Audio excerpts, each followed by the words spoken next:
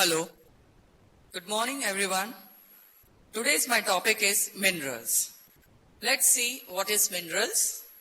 So minerals are essentials for the normal growth and maintenance of the body. There are of two types, major is also called major elements or macro minerals or trace minerals or minor minerals. So according to the daily requirements, they are classified as major and major, or you can say macro minerals.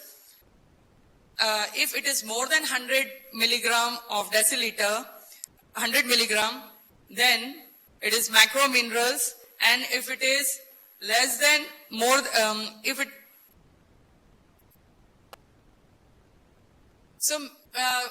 minerals can be classified as major and minor according to the daily requirement. If it is more than 100 milligram, then it is a major one.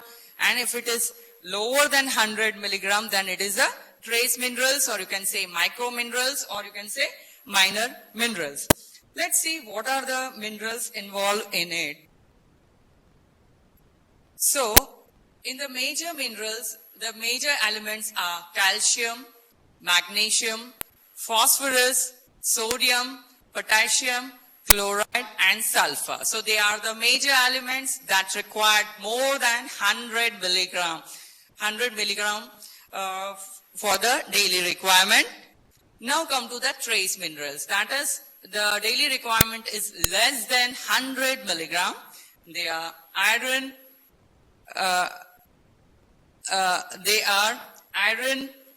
iodine, copper, manganese, zinc, molybdenum, selenium and fluoride.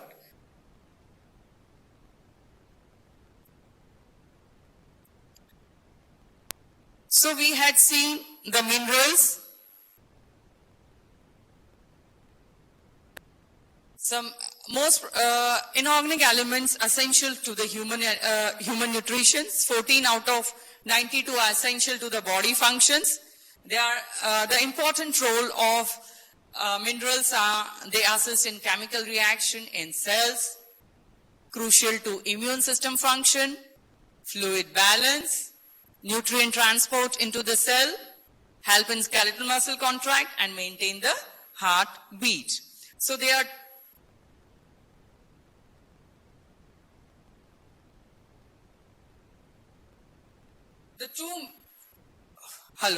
the two major groups we had seen need more than 100 milligram per day. That is minimum of 5 grams in the body. They are calcium, phosphorus, potassium, sulfur, sodium and chloride. They are the major minerals, the dietary minerals. You can say dietary minerals, 6 dietary minerals your body needs in the largest amount. So the body required in the larger amount, or you can say dietary, they are also called as 6 dietary minerals. So other minerals, inorganic ions and compounds made up of same elements, not destroyed by heat, acid, oxygen or UV lights, remain intact during digestion, do not change the functions. Now let us see what is the bioavailability. So here what happened, the degree the nutrient from food is absorbed and utilized in the body. So nutritional status and competing minerals in GI tract can affect the absorption. So other nutrients can improve the bioavailability. So if we see the zinc, iron, that is a trace mineral. So vitamin C enhance the iron absorption. If we see calcium, that is a major, or you can say major minerals, or you can say macro minerals. The vitamin D enhance the calcium absorption. So animal protein enhance the zinc absorption. That is a trace minerals. Binders can reduce the bioavailability. That is oxalate, phytate and polyphenols. Let us see one by one. So if we see the factors bioavailability of minerals, this is mostly same for every minerals. So if we say factors increasing the bioavailability, that is deficiency in minerals, increase its absorption, 1. Cooking can make more minerals available than vitamin C. that increases the iron absorption from GI tract. Vitamin D increases calcium, phosphorus, and magnesium absorption. So these are the factors increasing the bioavailability.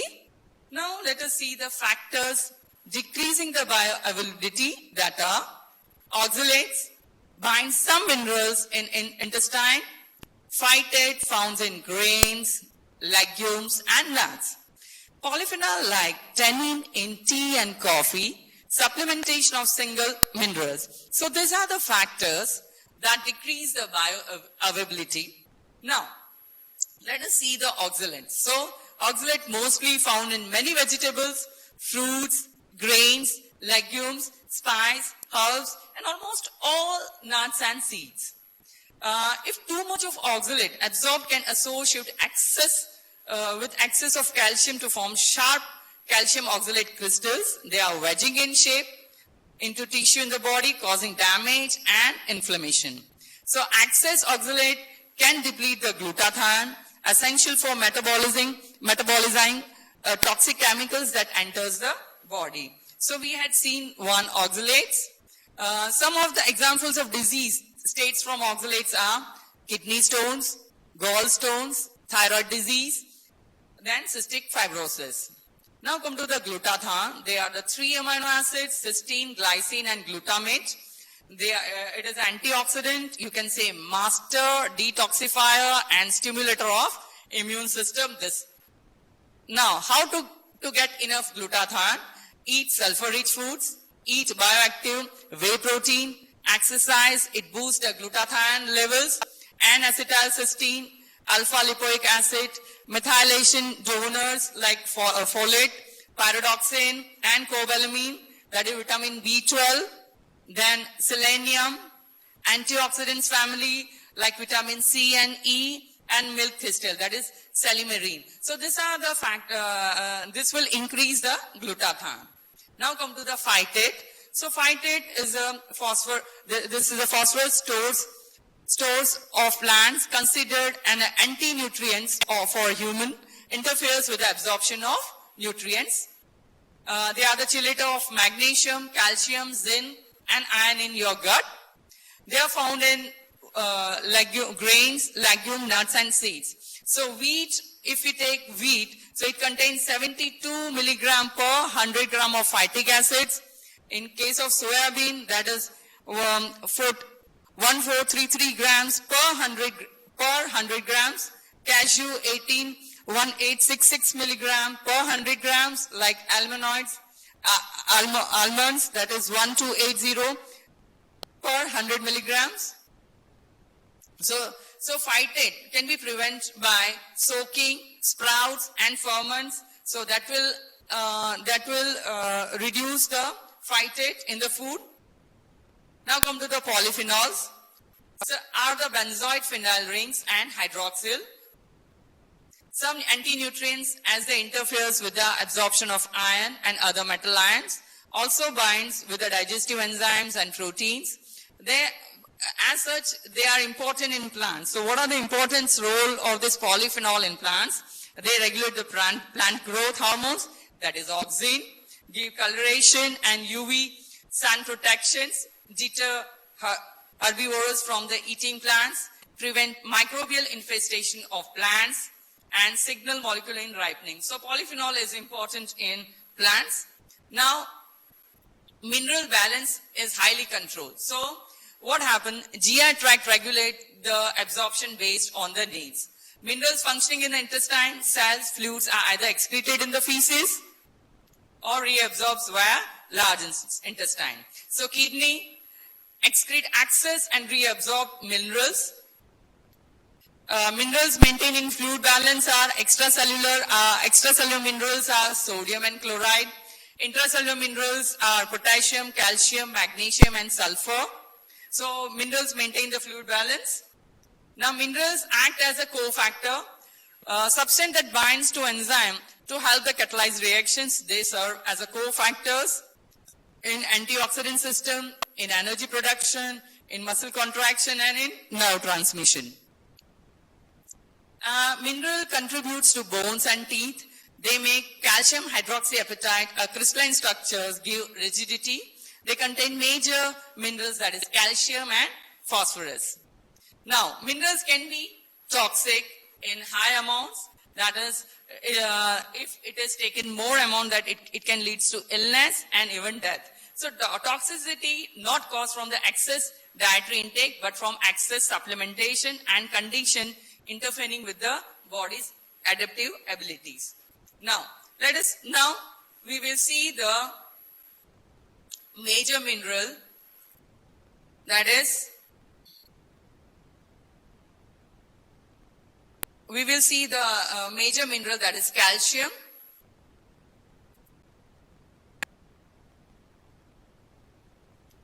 So, as we know, requirement is more than 100 milligram, then it is called major minerals. So, today we will discuss on calcium. So, calcium, as such, total calcium in the human body is about 1 to 1.5 kilograms, 99% of which is seen in bone and 1% is seen in the extracellular fluid. So milk is, the good source are milk is a good source. Egg, fish, vegetables are the medium sources. Even cereals, white rice is also good. As such, it is a small content, but because of our staple diet in India, so it is also a major source for calcium in Indian diet. So, bad sources are milk and milk products. Good sources are bean, leafy vegetables, fish, cabbage, egg yolk. Now, daily requirement of calcium. So, adult needs 500 milligram per day. For the adult, child, it is about 1200 milligram per day and 1500 milligram per day during pregnancy and lactation. So, this is a daily requirement of calcium. Now, come to the absorption. So, what happened in case of absorption? The site will be first and second part of the duodenum. Calcium is absorbed against a concentration gradient and requires energy. So absorption requires carrion protein, that is calcium dependent ATPase. So out of 500 milligram of calcium taken orally. So what happened out of 500, the 400 is excreted in the stool and 100 is excreted through the urine. Now, factors that increase the absorptions are vitamin D, parathyroid hormone, acidity and amino acids. So let us see one by one. Vitamin D, that is a calcitriol, induce the synthesis of carrier protein. Here the carrier protein is calbindin in the intestinal epithelial cells, so facilitate the absorption of calcium. Now come to the parathyroid hormone. It increases the calcium transport from the intestinal cells. Acidity favors the calcium absorption. Amino acids like lysine and arginine increase the calcium absorption. So we had seen the factors that increase vitamin D, parathyroid hormone, acidity and amino acids. Now let us see the factors decrease the absorption of calcium. They are phytic acid, oxalate and malabsorption syndrome and phosphate. So what happened in phytic acids? Hexaphosphate of inositol is present in cereals. So that will be reduced by fermentation and cooking, reduce the phytic content. Oxalates, they are present in some leafy vegetables. We had already seen in above lectures, which cause formation of insoluble calcium oxalate. Then come to the malabsorption syndrome. That is, fatty acid is not absorbed, causing formation of insoluble calcium salts of fatty acids. And phosphate. So high phosphate content will cause precipitation as a calcium phosphates. So these are the factors that decrease the absorption of calcium. They are phytic acid, oxalate, malabsorption syndrome and phosphate. Now let us see calcium in the cells, how it is there. So as such, we know that calcium is present in both the compartment, that is extracellular and intracellular compartment. Mainly it is seen in the extracellular compartment. As such, it is impermeable. Cell membrane is impermeable to the calcium ion. For that, it requires sodium calcium exchange mechanism. This mechanism is rapid but has low affinity to calcium. So entry of calcium into mitochondria is by calcium uniport system, but calcium ion exit by calcium, sodium calcium anti-transport system, which is turn dependent upon sodium hydrogen ATPase pump. So we had seen the entry by calcium uniport system and exit by sodium calcium antiport system, that is codependent by sodium hydrogen ATPase pump. Now, what are the functions of calcium? So we had seen the absorption of calcium, that is factors affecting calcium and factors decreasing the absorption of calcium, and how the calcium present in the cell. So now we see the functions of calcium. What are the important functions of calcium? So the activation of enzymes, muscles, nerve conduction, secretion of hormone, and second messenger. It is helpful in vascular permeability, coagulation, myocardium, and bone and teeth. We will see one by one. So, activation of enzyme. So, calmodulin is a calcium binding regulatory proteins. This can bind 4 calcium ions. This calcium binding leads to activation of enzyme. This calmodulin is a regulatory is a part of various regulatory kinase. The examples are adenyl cyclase, calcium dependent protein kinase, glycerol 3 phosphate dehydrogenase, myosin kinase, phosphorylase kinase, pyruvate carboxylate, pyruvate kinase. So these are the enzymes that are supported by calmodulin. Now come to the other functions of calcium, that is in muscles. So what do in calcium? So calcium mediate the excitation and contraction of muscle fiber. Here what happened? Calcium interact with the troponin C to triggers the muscle contraction. Calcium is also activate ATPase and increase the interaction between actin and myosin. Calcium decrease the neuromuscular irritability. If calcium is not present, then calcium deficiency lead to tetany. So these are the functions of calcium in muscles. Now see the nerve conductions. So calcium is very necessary for transmission of nerve impulse from presynaptic to postsynaptic region. Secretion of hormones like insulin, parathyroid hormones, calcitonin, vasopressin from the cells. So calcium mediates these hormones, secretion of these hormones, and calcium and cyclic AMP are a second messenger for different hormones. One of the examples is glucagon. Now come to the vascular permeability. So calcium decreases the passage of serum through capillaries, so it is used to reduce, clinically it is used to reduce the allergic exudates. Now come to the coagulation. So coagulation, calcium is known as a factor 4th in blood coagulation cascade. So prothrombin contain gamma carboxyglutamate which are reduced, chelated by calcium during the thrombin formation. Now come to the myocardium. In myocardium, calcium prolongs the systole. In hypercalcemia, cardiac arrest is seen in systole. So it can be administered administered intravenously, but given very slowly. In bone and teeth, the bulk of quantity of calcium is used for bone and teeth formation. We know that about 90% is for calcium is formed in the bone. So bone also acts as a reservoir for calcium in the body. So the two cells are there, osteoblast and osteoclast. So osteoblasts induce the bone deposition and osteoclasts produce the demineralization. Now let us see the calcium in the blood. So normal blood level is 9 to 11 milligram per deciliter. So ionized calcium is about 5 milligram per deciliter of calcium. It is a metabolically active. Another one is complexed with phosphate, bicarbonate and citrate. The two forms are diffusible from blood to tissue. So protein bound to calcium, it is about 4 milligram per deciliter of calcium. So we had seen 50% of this ionized calcium, 10% that is 1%, that is 1 milligram per deciliter, that is calcium complex with citrate, phosphate and bicarbonates, and 40% that is protein bound, that is non-dissoluble calcium. So this is ionized form. If it is seen in the 5 milligram per deciliter, complex with iron, that is 1 milligram per deciliter, bound with protein, that is 4 milligram per deciliter.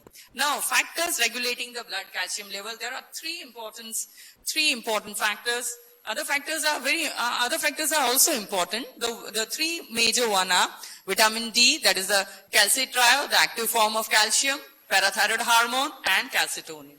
So, as we know, vitamin D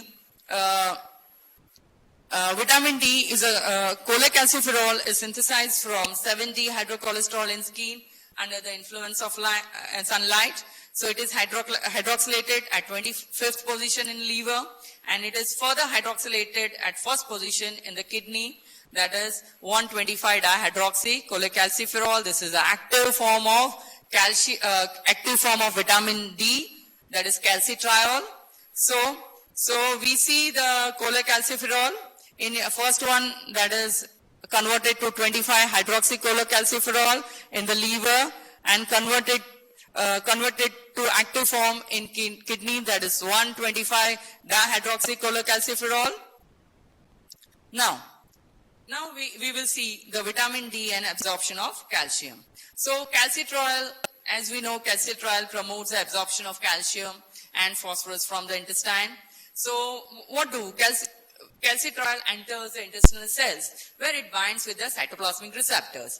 And this, what happened here, the hormone receptor complex interact with DNA and cause de-repression and consequent transcription of specific gene that code for calbindin. So, due to increased availability of calcium binding protein, the absorption of calcium is increased. So, blood calcium levels will be elevated. Now, so we had seen vitamin D. Now vitamin D and bone. Vitamin D acting independently on bone. So vitamin D, as we know, there are two types of cells, osteoblast and osteoclast. Here vitamin D increase the number of activity of osteoblast, that is the bone forming cells. So calcitriol stimulates the osteoblast to secrete alkaline phosphatase. And due to this enzyme, that is alkaline phosphatase, the local concentration of phosphate is increased. The ionic product of calcium and phosphorus increases, leading to mineralization of bone. So vitamin D increase the activity of osteoblasts by stimulating the enzyme, that is by secrete the enzyme alkaline phosphatase, and due to this the ionic product of calcium and phosphorus increase, that will leads to mineralization of bone. Now come to the vitamin D and renal tubules. So as we know that it is active, this here vitamin calcitriol increase the reabsorption of calcium and phosphorus by renal tubules. Therefore, so both the minerals are conserved. While in case of parathyroid hormone, only calciums are conserved, not phosphorus. So we had seen vitamin D, one of the major important factors for regulating the blood calcium level, that is 9 to 11, there is a narrow range of 9 to 11 milligram per deciliter. Now, we will see the parathyroid hormones. This hormone, we know that it is, this hormone secreted by 4 parathyroid glands embedded in thyroid tissue. The chief cells of glands secrete the parathyroid hormones. So we had seen this is the thyroid glands. Here the parathyroid glands are there. Here the chief cells, that 3 cells are there. Chief cells, oxophil cells, and so here the chief cells that secretes the parathyroid glands, parathyroid hormones. Now it is about 84 amino acids there. Secretions from chief cell secretes. The function, it increases the osteoclastic resorption of bone, increase the intestinal absorption of calcium, increase the synthesis of 1,25-dihydroxy cholecalciferol, or stimulating the GIT absorption, increase the renal tubular reabsorption of calcium. So, now, here what happened, as we know, parathyroid hormone has a major independent site for action, that is bone, kidney and intestine. So what it do in bone?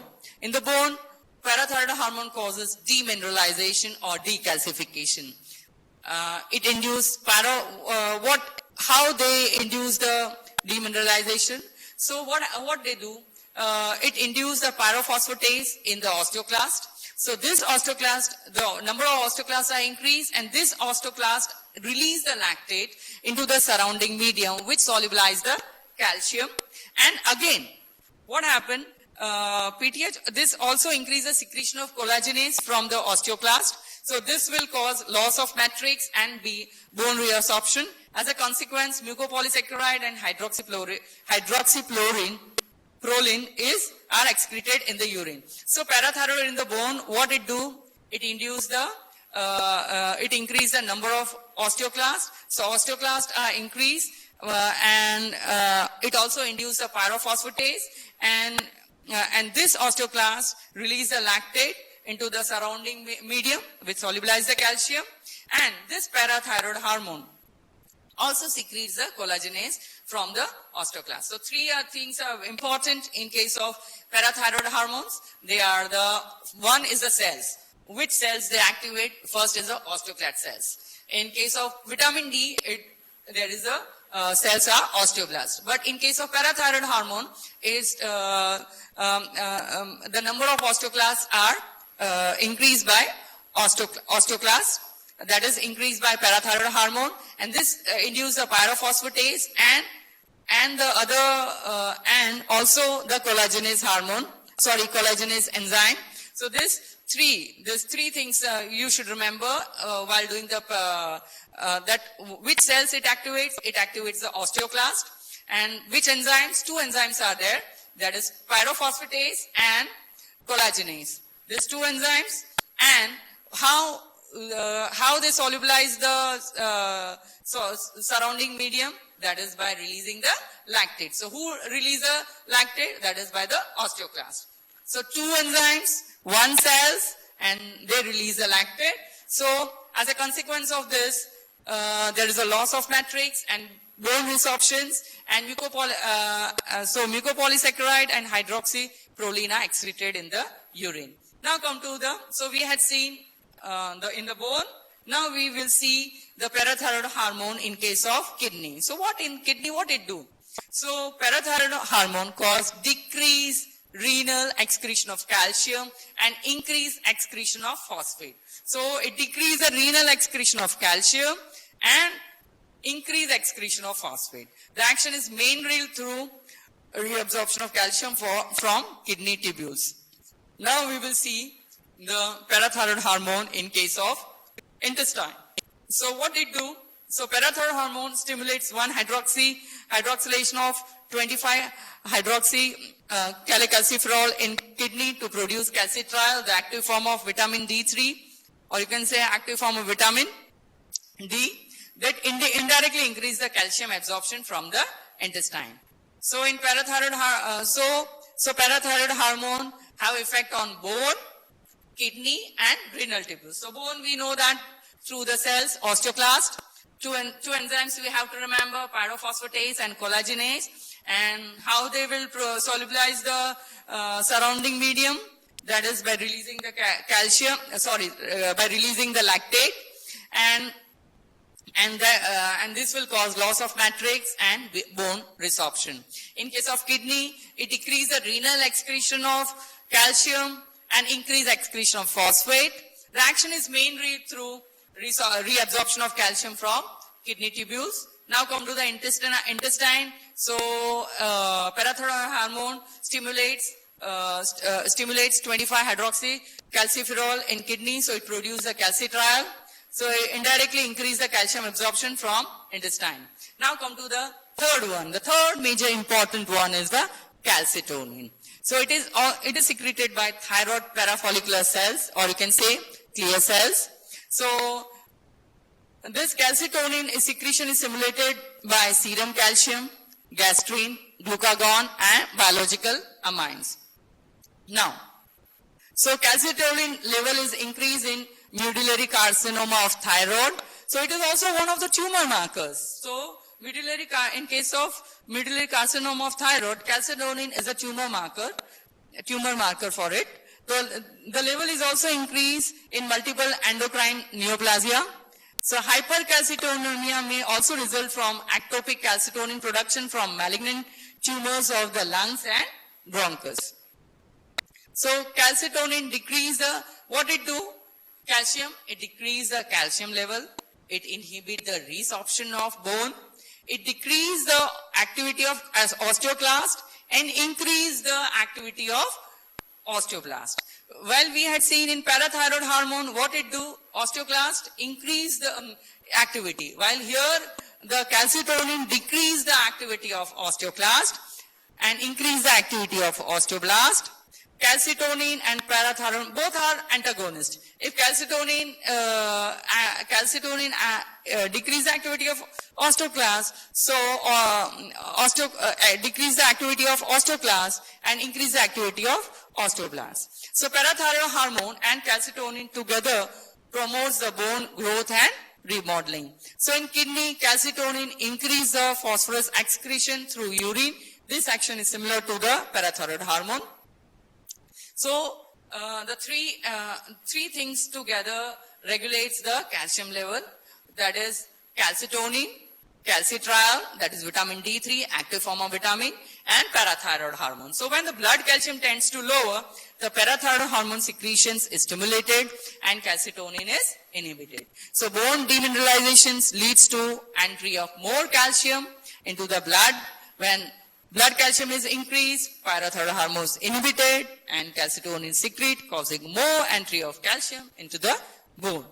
So we see if we see the three major factors are affecting the serum calcium level: vitamin D, parathyroid hormone, and calcitonin. So if in blood calcium, vitamin D increase the blood calcium level, while parathyroid hormone drastically increase the calcium level, while calcitonin decrease. As we know, they are both antagonist action of calcium and calcitonin and parathyroid hormone. The main actions here: vitamin D absorption from gut, demineralization, and here opposes the demineralization. So calcium absorption from gut increases. This is increased. This is also increased. Bone resorption decreased. In case bone resorption is decreased by vitamin D, it is increased by parathyroid hormone, and bone resorption is decreased by calcitonin. Now come to the deficiency manifestation. So rickets, tetany, use in rickets, drug of choice, contraindicated parathyroid hormone, and it is not known, but theoretically it is beneficial. So effect of excess, vitamin D leads to hypercalcemia, parathyroid also leads to hypercalcemia, but calcitonin leads to hypocalcemia. Now, so we know the normal range of calcium, that is 9 to 11 milligram per deciliter. So what happened? The three important factors: vitamin D, calcitriol, parathyroid hormone, and calcitonin. So these are the three important factors that regulates the calcium level in the blood.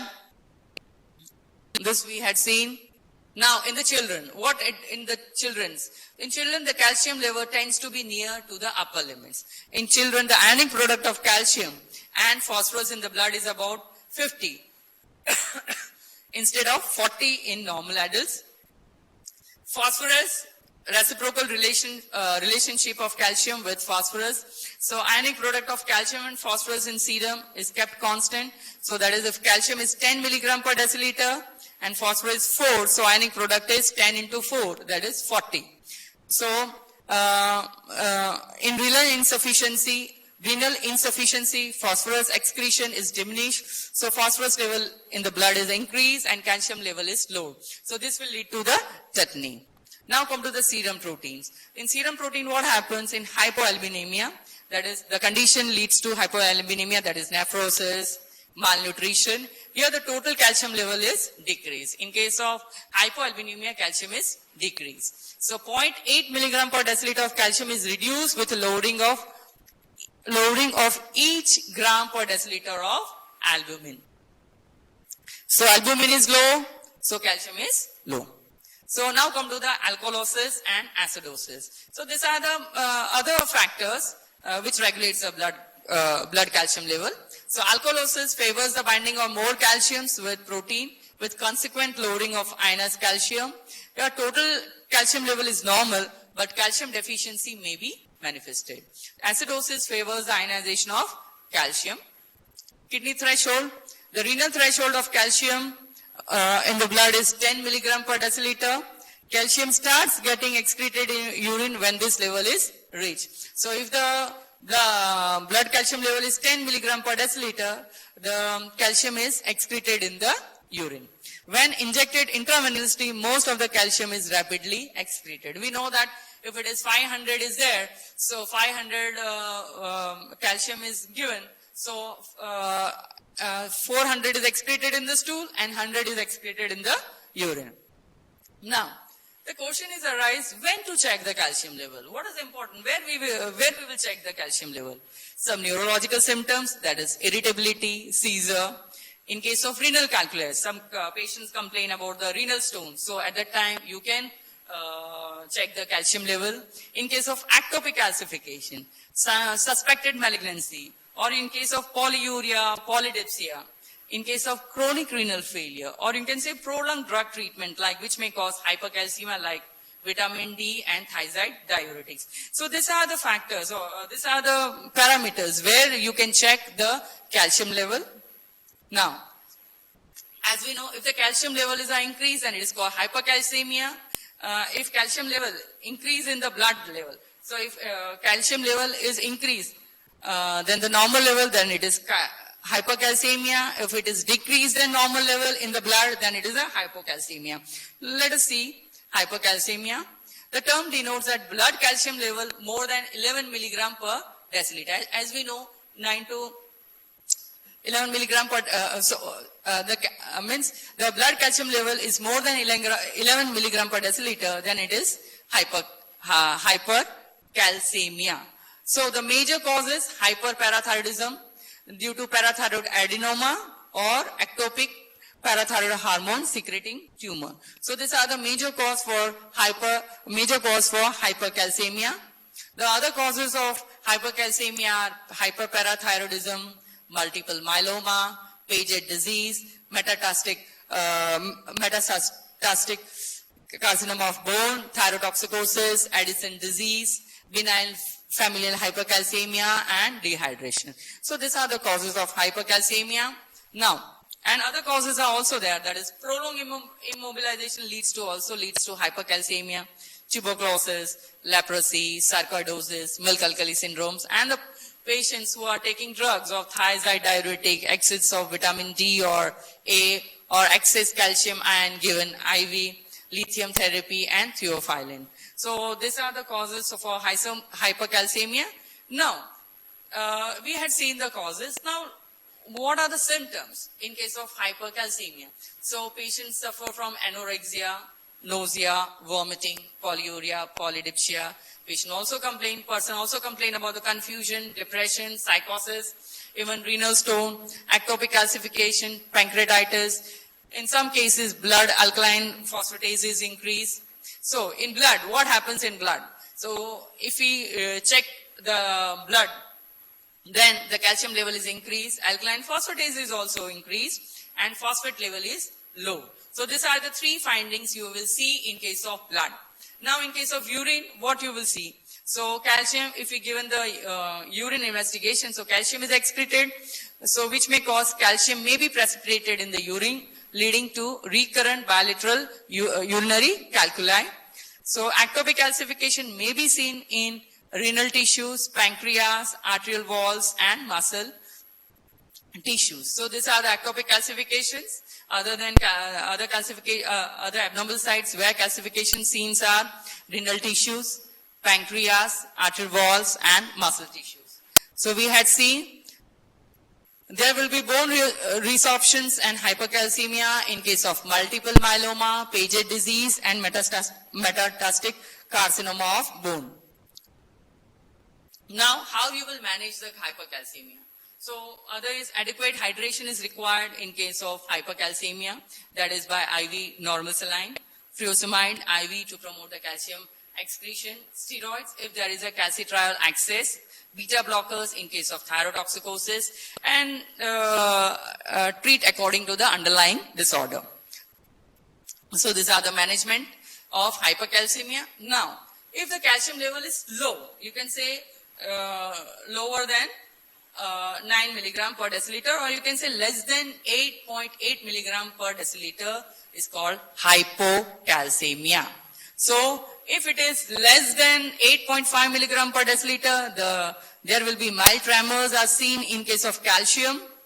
If it is lower than 7.5 milligram per deciliter, that is a tetany. This is a very life-threatening condition. So whenever you got checked the calcium level, you should remember what is the normal range. If it is a normal 9 to 11, if it is less than, then definitely you will see that the person is suffering from, person's having hypocalcemia. And see whether if it is less than 8.5 milligram per deciliter, see the symptoms of mild tremors are there or not. And if it is less than 7.5, you have to see whether tetany is there or not. Now, the tetany, this is the life-threatening conditions of hypocalcemia. It is due to accidental surgical removal of parathyroid gland due to some autoimmune disease. So in tetany, what happens? The neuromuscular irritability is increased. So here what happened? Usually occurs in the concentration, here muscle spasms, the body that results in severe muscle spasm usually occurs when concentration of calcium in extracellular fluid is below the normal range. We had seen the main manifestations of tetany are carpopedal spasm, laryngismus and striders are associated findings. Laryngeal spasm may lead to death. And two signs you have to see, that is Swastek signs and Trousseau signs. So what is Swastek signs? Here what tapping of facial nerve causes the facial contraction. That will be positive in case of tetany. And Trousseau sign, that is inflation of BP curve for 3 minutes leads to carpopedal spasm. Now, others, in case of ECG, there is QT intervals are increased QT intervals. Serum calcium is lowered with the corresponding increase in the phosphate level. Urinary excretion of both calcium phosphates are decreased. Treatment is to give intravenous injection of calcium salts. Now let us see what are the causes of hypocalcemia.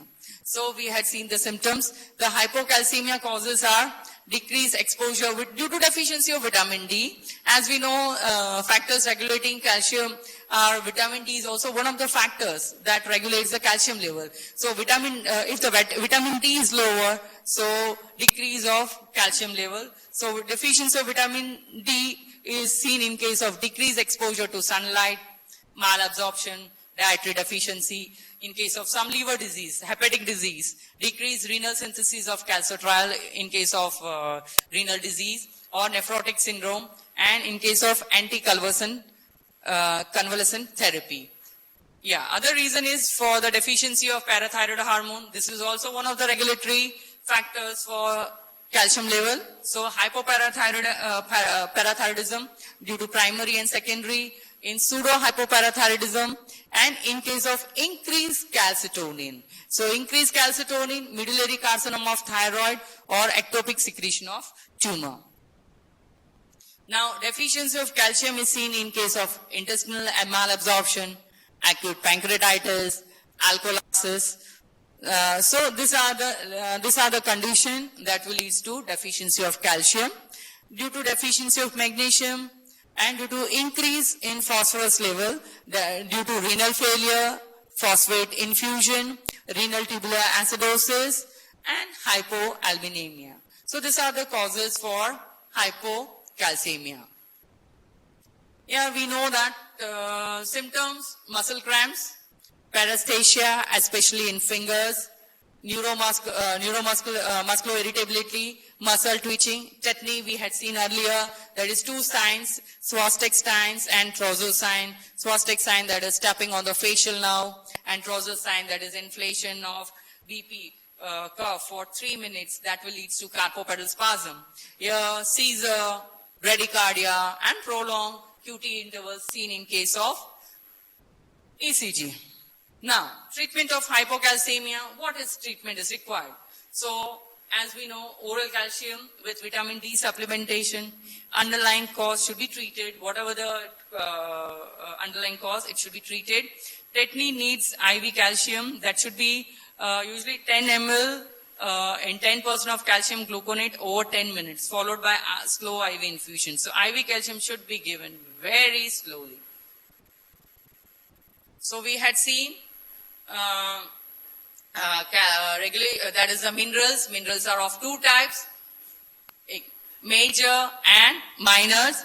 So, and major and minors. In majors, we had, due to the daily requirements, above 100 milligram per deciliter, that is major. Below 100 milligram per deciliter, that is a minor, or you can say trace elements. In the major, today we discussed in major, that is a calcium absorption. Sorry, calcium minerals. This is a major, one of the major minerals. We had seen what are the regulatory factors. There are three important regulatory factors, that is parathyroid hormone, vitamin D3 and calcitonin. This parathyroid hormone and calcitonin regulates they act antagonist. It means if the and the cells involved in regulation of calcium levels are osteoblast and osteoclast. Two important cells are there. There are others importance, but major right now there are two important cells are there. That is osteoblast and osteoclast. And we had seen the if the normal range is 9 to 11 milligram per deciliter, if it is lower, if it is higher above the normal range, then it is hypercalcemia. If it is lower the range in the blood level, the calcium blood level is normal, is less than normal range, then it is hypocalcemia. In case of hypocalcemia, the tetany is very important.